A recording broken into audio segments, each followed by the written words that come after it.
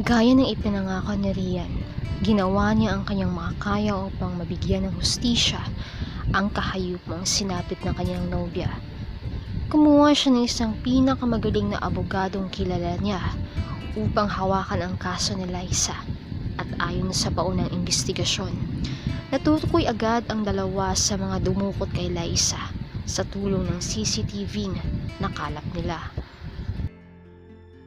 At ngayon, kasalukuyan na itong hawak ng mga pulis dahil sa galit ni Liza. Agad niyang sinugod ang mga ito at pinagsasampal. Inawat naman siya ng mga taong naroroon. Ganon din si Rian at ang kanilang abogadong si Harry. At upang pakalmahin, pinakausapan na muna ni Rian si Mami na ilayo ang kanyang nobya doon dahil makakasama ito sa kalusugan nilang dalawa ni Baby. Ako ang kakausap. Matapang na pahayag ng isang Rian matapos sabihin ng mga pulis na ayaw magsalita ng mga suspect tungkol sa mastermind ng krimeng ginawa ng mga ito. Rian, hindi maganda yung idea na yan. Tsaka bawal yan habang umuusot ang kaso. Babala ng abogadong si Harry. Kung hindi kayang paaminin ng mga pulis ang dalawang rapist na yan, ako ang gagawa. At hindi mo ako mapipigilan, attorney. Napalabas na lamang ito ng isang malalim na buntong hininga dahil wala rin naman siyang magagawa. Buo ang loob nito at kilala niya si Rian. Gagawin nito ang lahat ng gusto kung saan manang-mana sa maimpluwensyang ama nitong si Greg.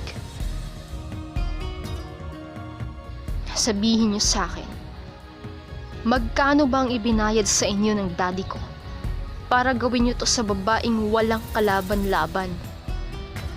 Mariin itong pahayag. Ano? Wala ba kayong mga dila para hindi kayo magsalita? O baka gusto niyo putulin na lang natin ang mga yan para tuluyan na kayong hindi makapagsalita? Nanatili pa rin ang mga itong walang imik habang patingin-tingin sa isa't isa. Ipapaalala ko lang sa inyo na anak ako ng isang Greg Ramos. Anak ng isang halimaw. Naiintindihan niyo? Ako mismo ang maghuhukay ng libingan ninyong dalawa kapag hindi kayo nagsalita.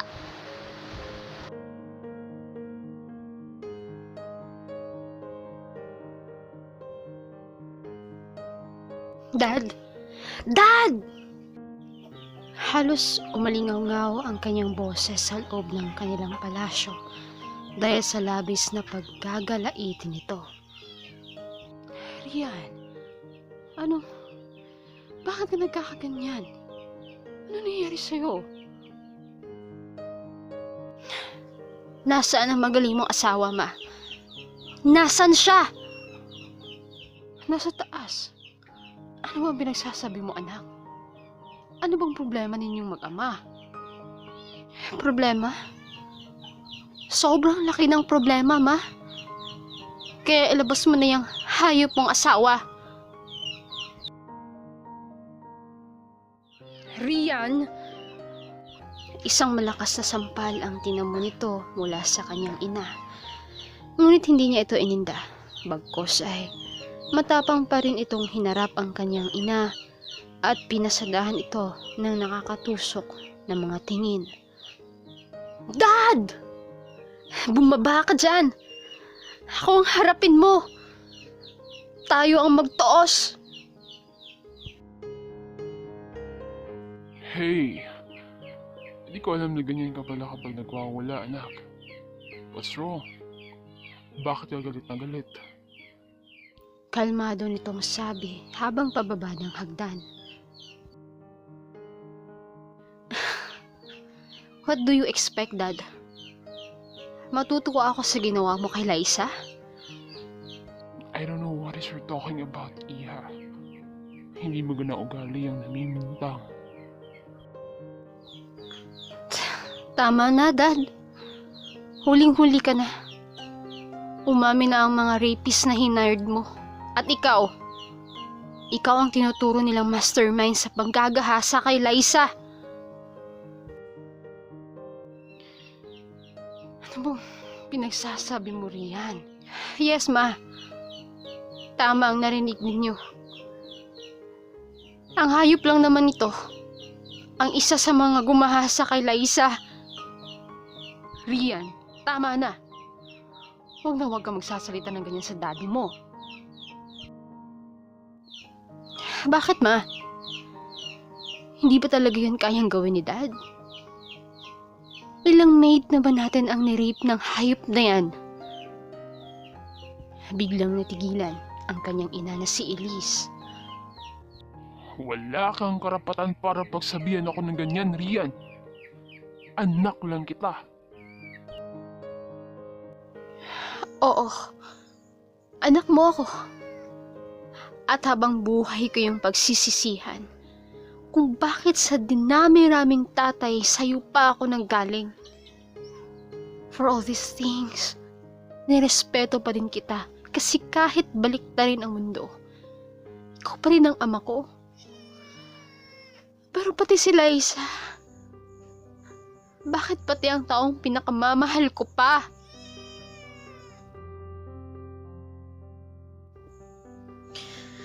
Alam mo ba na dinadala ngayon ni Liza ang bunga ng kahayupan mo? Kayo na mga hangal ang kaluluwa. Demonyo ka, Dad. Demonyo ka! Walang nagawa si Greg nang bigla na lang pumasok ang mga kapulisan at siya ay pinusasan. Nagtatangis ang mga ngipin nitong nakipagtitigan sa dagngingit-ngit sa galit niyang anak.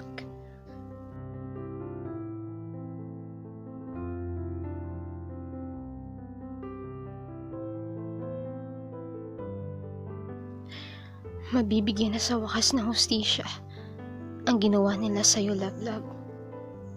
Pagbabayaran ni Daddy ang kasalanan niya sa batas. Salamat, Love. Salamat, Attorney. Mangiyak-ngiyak itong yumakap sa kanya. Patid niya ang sakit na nararamdaman nito. Masakit man para kay Rian na ipakulong ang kanyang sariling ama. Ngunit ito ang nararapat. Mabilis na umusad ang kaso hanggang sa dumating ang araw na kanilang pinakahinihintay. Tuluyan na ngang nahatulang guilty ang kanyang ama kasama ang 6 pa nitong kasama sa kasong rape.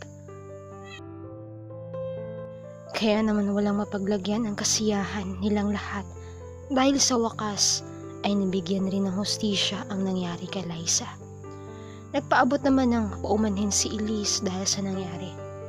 Hindi man maibalik ang nangyari o matulungang maghilom ang mga karahasang ginawa ng kanyang asawa.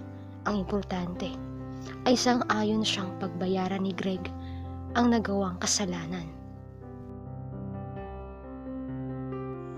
Isa rin ito sa mga dahilan kung bakit namulat ang kanyang mata sa kawalang hiyaan nito noon pa man.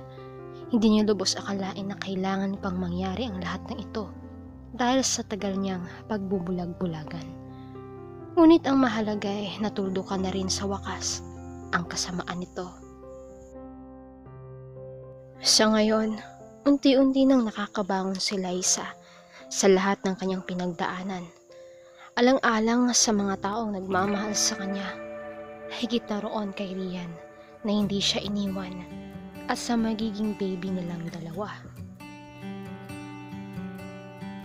Siguro nga may dahilan kung bakit nangyari ang lahat ng bagay sa buhay natin.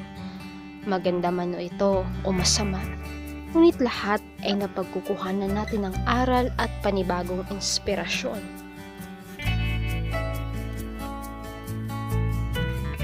Ang pag-iibigang Rian at Liza ang nagpapatunay na kahit gaano pa kabigat ang dagok na darating sa ating buhay, lilipas at lilipas din ang lahat ng ito.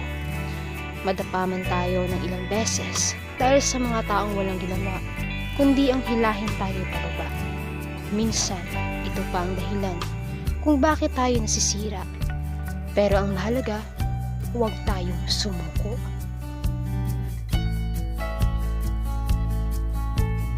Ipaglaban natin ang ating karapatan, lalo na kung inaapakan na ang ating buong pagkatao.